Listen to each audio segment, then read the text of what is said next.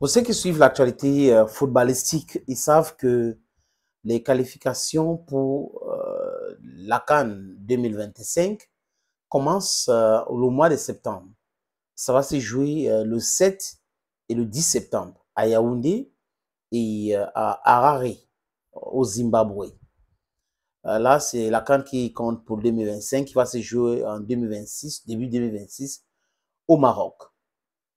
Et là, Marc Brice va certainement entrer en action encore. Mais depuis plus de 24 heures, il y a un journal satirique qui parle de whereabout de Max Brice. Where is Marc Brice? Il est porté disparu. Lui qui, en signant son contrat, avait promis d'habiter au Cameroun. Pourquoi n'a-t-il pas respecté cela? Pourquoi est-ce que Marc Brice n'habite pas au Cameroun? Qui n'a pas poussé Marc Brice à respecter sa parole? Est-ce que c'était introduit dans son contrat? Est-ce que dans son contrat, il devait résider au Cameroun? Si oui, pourquoi? Et sinon, pourquoi est-ce qu'il a fait ces déclarations et on ne l'a pas rappelé à l'ordre que c'est un choix personnel et que ce n'est nulle part dans le contrat? Vous savez, nous avons un complexe en tant qu'Africains.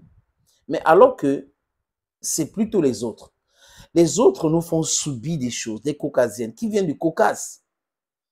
Les amis, pour la petite histoire, le nom Europe appartient à une femme africaine, une femme noire. L'Europe, c'est un continent, l'Europe de l'Ouest, habité par les Africains. Nous sommes les premiers hommes sur Terre. Donc, on doit tout faire pour enlever cette histoire des complexes d'infériorité dans notre tête. C'est vrai, en tant qu'Africain, on ne doit pas avoir le complexe d'infériorité ni le complexe de supériorité. Nous devons être des êtres humains qui font du bien, qui travaillent pour que les choses aillent normalement.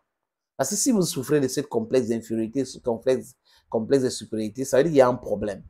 Vous n'avez pas confiance en vous. Ceux qui ont confiance en eux ne démontrent pas qu'ils sont suffisamment forts, ils sont bien que tout le monde, ils sont bons, tout le monde peut apprécier ce qu'ils font à leur juste valeur. C'est de ça qu'il est question. Donc, on attend donc la liste de Marc Brice. J'espère aujourd'hui que Marc Brice il sait, je veux dire, son équipe et lui savent qu'ils doivent proposer des noms à la fédération avant de rendre public et que la conférence de presse doit être organisée par la fédération camerounaise de football pour dévoiler la liste des joueurs et non le sélectionneur et le ministère des Sports et de l'Éducation physique. J'espère bien. Parce qu'il y avait cette mascarade-là qu'on a vu ça au Cameroun, où une chaîne nationale a organisé une conférence de presse avec le concours du ministère des Sports et lui-même, qui était quelque chose d'illégal. Vous convenez avec moi que les dirigeants de cette chaîne-là sont en train de payer, hein, parce que le conflit entre la Fédération camerounaise de football et le ministère, ce n'est pas un conflit simple comme ça. C'est-à-dire que c'est des gens qui disent qu'ils ont les bras longs, qui sont en train de se battre là sur les hautes instructions contre hautes instructions. Si vous regardez bien, vous allez voir qu'il y a une correspondance de la Fédération camerounaise de football sous haute instruction et ampliation avait été envoyée au secrétaire, au directeur du cabinet civil, Bondo Ayolo, et à la primature. Et d'autres qui circulent sur le secrétariat général à chaque fois que le ministère. Donc, vous comprenez que ces choses-là sont tellement compliquées.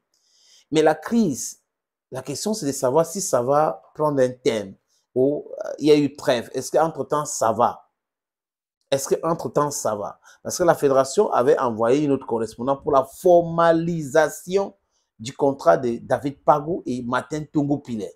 Formalisation. Il y avait même Christophe Manouvré parmi, hein, pour la formalisation de leur contrat. Parce qu'on voit les fiches techniques FIFA des deux matchs Cameroun, Cap-Vert, Cameroun, Angola.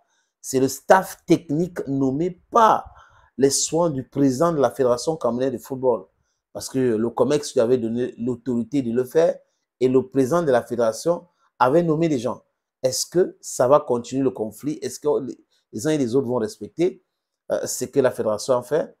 Parce que la fédération dit, OK, on accepte les gens que vous avez nommés, même quand vous n'avez pas respecté le process. On accepte, mais nous, on ne peut pas accepter que vous nommez les gens que nous devons nommer.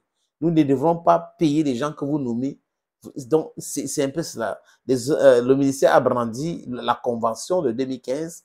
La fédération est en train de nous parler du décret de 2014. Et dans un pays sérieux, je répète, dans un pays sérieux, on ne peut pas prendre une convention hein, on met ça sur le même pied d'égalité avec un décret. Parce que là, on parle d'une loi.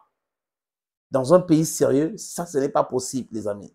Donc, we are there, we're just observing, and see what is going to happen on the ground comme septembre. Est-ce que le staff technique de la fédération et le staff technique du ministère des Sports seront dans les gradins et certains éléments seront utilisés par le ministère ou par Magris, je ne sais pas. Les amis, on observe, est-ce que la crise continue?